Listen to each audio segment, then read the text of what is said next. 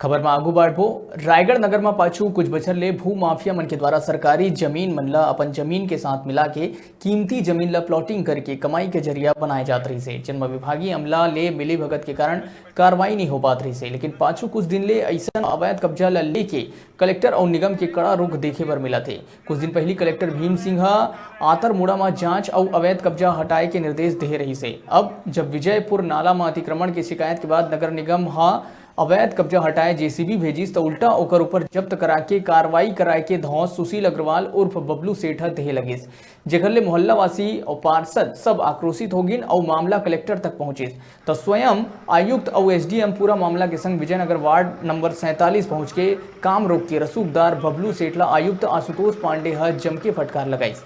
अतकेच में मामला शांत नहीं हुई, बल्कि एसडीएम पुलिस थाना ले जाए के बाद कहिस और आखिर थाना में कई घंटा बैठाए के बाद 52,000 रुपया के जुर्माना के बाद छोड़िन। संगे संग कब्जा हटाए के अलग वसूली हुई और पेड़ कटाई के मामला में एसडीएम द्वारा अलग कार्रवाई करे जाही। ये कार्रवाई ले मिली भगत और संरक्षण मिले के जोन आरोप लगत रही से उमा अब विराम लगी।